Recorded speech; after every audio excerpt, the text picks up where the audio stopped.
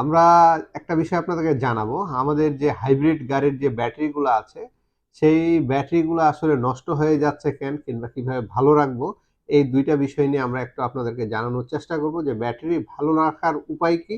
এবং ব্যাটারি কি কারণে নষ্ট হয়? এই বিষয়গুলা একটু জেনে রাখলে আপনাদের গাড়িগুলা যে আছে, যেনারা বিশেষ করে টয়োটা গাড়ি চালাচ্ছেন, উনাদের গাড়ির হচ্ছে ব্যাটারিগুলা একটু হইলেও দেখা যাবে যে হচ্ছে ভালো থাকবে এবং হচ্ছে নষ্টের যে দিকটা আছে, নষ্ট হবে না যে সেটা আমরা বলতেছি না। নষ্টের যে দিকটা আছে সেটা একটু সময় নিয়ে নষ্ট হবে। তো আমরা ভিডিওর শুরুতে চলে যাই। ভিডিও নিয়ে আমরা একটু আলোচনা করি। আসসালামু আলাইকুম। আমি নিয়ন। স্পিড অটো কেয়ারের পক্ষ থেকে আপনাদের সকলকে স্বাগতম। তো আমাদের গাড়ির হচ্ছে ব্যাটারিগুলা নষ্ট হওয়ার মূল যদি আমরা কারণ হিসাব করতে যাই, মূল কারণটা হচ্ছে আমাদের যে হাইব্রিড গাড়ির গিয়ারের হচ্ছে যে সিস্টেমটা আছে, সেই সিস্টেমের মধ্যে যে নিউট্রাল অপশনটা আছে, বলতে এন যে অপশনটা কিংবা নিউট্রাল যে অপশনটা আছে, সেই নিউট্রালে হচ্ছে আমাদের হাইব্রিড গাড়িগুলো একেবারেই রাখা যাবে না।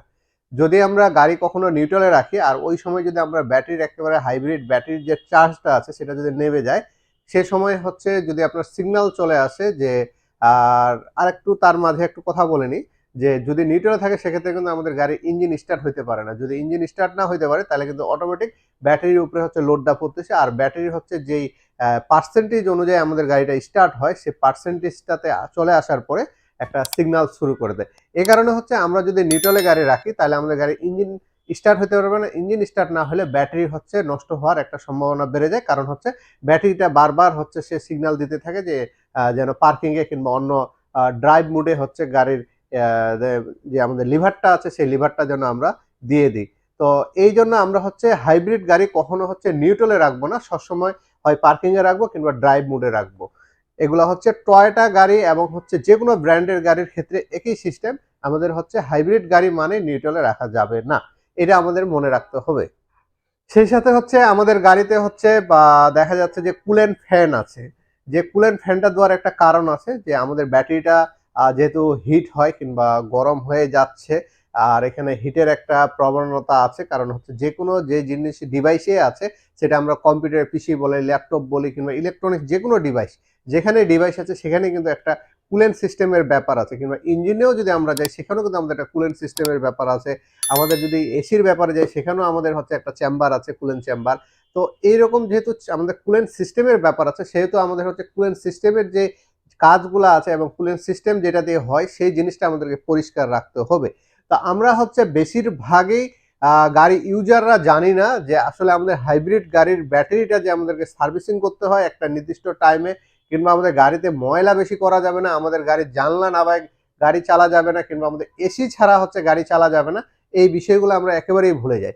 তো এই জন্য আমাদের গাড়ি যে কুলেন্ট সিস্টেমের জন্য যে অপশনগুলো দিয়ে রাখছে সেই কুলেন্ট সিস্টেমের বুলোয়ারগুলো অবশ্যই আমরা, যেগুলো যিনারা হচ্ছে টয়টা গাড়ি চালান ওনারা হচ্ছে, কিংবা হচ্ছে যিনাদের গাড়ি হইলো একজিও, aqua, x Noha, square, Voxy, যিনাদের পায়ের কাছে হচ্ছে কুলেন্ট সিস্টেমের বুলোয়ারটা কিংবা ব্যাটারিটা দেওয়া আছে, ওনারা অবশ্যই এগুলোর সাথে সাথে কুলেন্ট যে ফ্যানটা আছে সেই ফ্যানটা আমরা হচ্ছে সুন্দর করে যদি পরিষ্কার করে নিই, সেক্ষেত্রে আমাদের গাড়িগুলা হচ্ছে ঠান্ডার পরিমাণটা ভালো হবে, আমাদের ব্যাটারি যে হিটটা হয়তো সেই হিটটা থেকে হবে না, আর দেখা যাচ্ছে যখন বাতাসটা যেহেতু প্রবাহ ভালো হবে সেই হিসাবে হচ্ছে আমাদের ব্যাটারিগুলা ভালো থাকবে।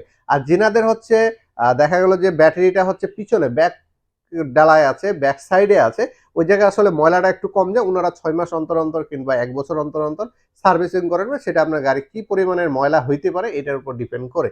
তো এগুলো আপনারা করে নিলে আশা করি আপনাদের গাড়ির এই সমস্যাগুলো হবে না। আর যারা হুন্ডা ভেজেল কিংবা নিসান এক্সটেল কিংবা অন্যান্য গাড়ি চালান ওনাদেরগুলো বেশিরভাগই হচ্ছে ব্যাক ডালায় থাকে, এনাদের 1 বছর 2 বছর 3 বছর পরপর করলে সমস্যা নেই, কারণ এখানে লিথিয়াম আয়ন ব্যাটারি দেওয়া আছে। আর যেনাদের গাড়িতে লিথিয়াম আয়ন ব্যাটারি আছে ওনারা একটু সময় নিয়েও সার্ভিসিংটা করে, কিন্তু যিনাদের পায়ের কাছে হচ্ছে কুলেন্ট ফ্যানটা দেওয়া আছে ওনারা অবশ্যই ইঞ্জিন অয়েলের সাথে সাথে কিংবা 6 মাস অন্তর অন্তর এই কুলেন্ট ফ্যানটা যে কোনো গাড়ির ক্ষেত্রে একই সিস্টেমে আপনারা হচ্ছে সার্ভিসিংটা করবেন, তাহলে আপনাদের গাড়িগুলা হচ্ছে কুলেন্ট সিস্টেমটা ভালো থাকবে, তাহলে ব্যাটারিটাও ভালো থাকবে। তো আমরা যে কথাই বলতেছিলাম, এর সাথে হচ্ছে আপনাদের আরো অনেকগুলা দিক আছে, যেরকম ড্রাইভিং এর যে ব্যাপারটা আছে, ইম্পর্টেন্ট একটা বিষয় ড্রাইভিং। আমরা যখন ড্রাইভিং করতেছি তখন হচ্ছে আমরা অনেক সময় চিন্তা করতেছি যে আমাদের গাড়িটাতে আরপিএম কম দিলে আমাদের ব্যাটারিটা ভালো থাকবে, আমাদের ইঞ্জিন ভালো থাকবে, স্পিডে যদি চালাই তাহলে আমাদের গাড়ির ব্যাটারি ভালো থাকবে কিংবা ইঞ্জিন ভালো থাকবে কিংবা অন্যান্য জিনিসগুলো ভালো থাকবে। আসলে এটা সম্পূর্ণ ভুল ধারণা আমাদের। হাইব্রিড গাড়ি কিংবা হাইব্রিড ব্যাটারি কিংবা ব্যাটারি চালিত যে কোনো জিনিস যদি হয় সেটা যদি আপনি চার্জ আপ এবং ডাউন দুইটাই না করেন, সেক্ষেত্রে আপনার ব্যাটারিতে প্রবলেমের ইস্যু চলে আসবে। এই কারণে আমরা যখন ড্রাইভিং করব, যখন দেখবো যে আমাদের চার্জটা অনেকক্ষণ ধরে কিংবা আমরা ২-১ দিন ধরে চালাচ্ছি, শর্ট রাস্তায় চালাচ্ছি, যেমন ঢাকার মধ্যে চালাইতে গেলে হচ্ছে ব্যাটারি চার্জটা আসলে ফুল করাটা কঠিন হয়ে যায়।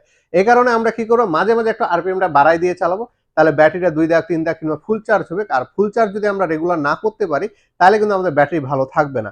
এই কারণে আমরা গাড়ি চালাইলে অবশ্যই ব্যাটারিটার দিকে লক্ষ্য রাখতে হবে যে আমার ব্যাটারি কখনো ফুল চার্জ হচ্ছে কিনা, সেই জিনিসটা লক্ষ্য রাখতে হবে। যদি আমরা ফুল চার্জ না করে দেখা গেল আমরা এই স্মুথ চালাচ্ছি, যে ব্যাটারিটা খালি হালকা চার্জ হচ্ছে, ২ দাগের মধ্যে থাকতেছে, হাইব্রিড থেকে ইঞ্জিনে যাচ্ছে, ইঞ্জিন থেকে হাইব্রিডে যাচ্ছে, এইভাবে আমরা চালাচ্ছি, তাহলে কিন্তু আপনার ব্যাটারি লাস্টিং করবে না।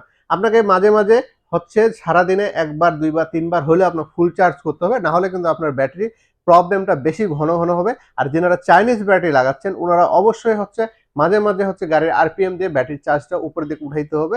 যদি ব্যাটারি না উঠান তাহলে কিন্তু আপনার ব্যাটারিটা বেশি দিন লাস্টিং হবে না। আপনার বারবার ব্যালেন্সিংয়ে আসতে হবে এবং ব্যালেন্সিং করতে হবে।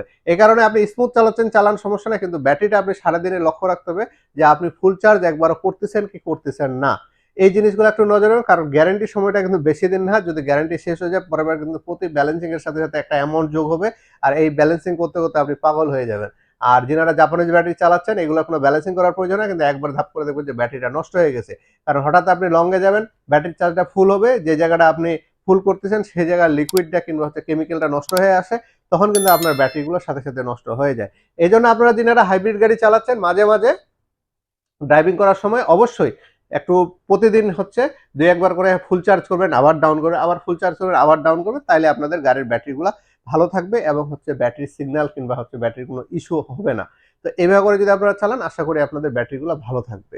তো এখানে আরেকটা বিষয় হলো, আমাদের এখানে একটা ইএমআই সিস্টেম চালু আছে। যারা hybrid battery, brake booster, ABS module, denting painting, engine suspension, electric কিংবা হচ্ছে যে কোনো এসি থেকে শুরু করে যে কোনো সার্ভিস এবং পার্টস, যারা হচ্ছে ইএমআই নিয়ে চিন্তা করতেছেন যে ইএমআই করে নেওয়া দরকার, তো আমাদের এখানে হচ্ছে ব্রাক ব্যাংক এবং ইস্যু ব্যাংকের হচ্ছে যাদের ক্রেডিট কার্ড আছে, ওনারা আমাদের এখানে আসলে ব্যাটারি থেকে শুরু করে এ টু জেড হচ্ছে সার্ভিস আমাদের এখান থেকে আপনারা ইএমআই এর মাধ্যমে এই সাপোর্টটা পেয়ে যাবেন। তো আপনারা যদি ইএমআই নিতে চান, আমাদের এখান থেকে ইএমআই সিস্টেমের মাধ্যমে নিতে পারবেন। আশা করি আমাদের এই ছোট্ট ইনফরমেশনটি আপনাদের ভালো লাগবে। যদি ইনফরমেশনটি ভালো লাগে থাকে অবশ্যই আমাদের চ্যানেলকে সাবস্ক্রাইব করে রাখবেন এবং সাথে থাকা বেল বাটন চাপতে ভুলবেন না। আর যারা ফেসবুক পেজের মাধ্যমে দেখে অবশ্যই পেজটিকে লাইক দিয়ে রাখবেন এবং সঙ্গে থাকবেন। ধন্যবাদ, সকলে ভালো থাকবেন।